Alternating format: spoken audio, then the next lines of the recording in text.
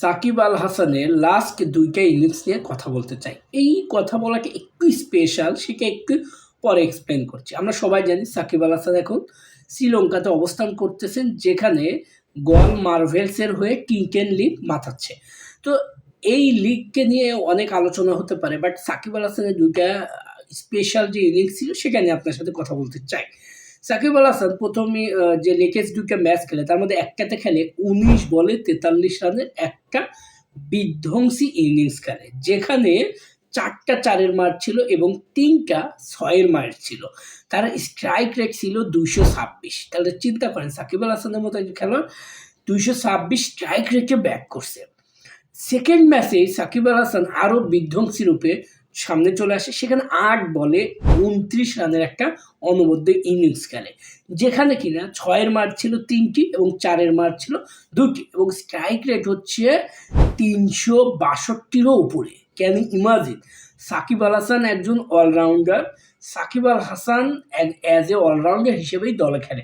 But recent যে England cricket board Shakib Al হাসানের বোলিংয়ের নিষেধাজ্ঞা দেওয়ার পরে সাকিব আল হাসান কিন্তু আইসিসির অন্তর্ভুক্ত কোনো টুর্নামেন্টে বল করতে পারবে না, এটা অফিসিয়ালি নিষিদ্ধ। সেহেতু সাকিব আল হাসান কিন্তু অ্যাজ এ ব্যাটার হিসেবে দলে ইনক্লুড হয়েছে, কিন্তু সেই সাকিব আল হাসান দেখেন ব্যাটার হিসেবে কতটা ভয়ঙ্কর, কতটা বিধ্বংসী ম্যাচ খেলতে পারে বা ইনিংস খেলতে পারে, সেটা কিন্তু সাকিবের এই ২টা ম্যাচেই কিন্তু প্রমাণ। এবং সাকিব আল হাসান যে ধরনের শট খেলছে, যে ধরনের ৬ মারছে, যেভাবে ৪ মারছে, আবার যেভাবে ম্যাচগুলোতে ডমিনেট করার ট্রাই করছে, আমি মনে করি অ্যাজ এ ব্যাটার হিসেবে সে সাকসেসফুল।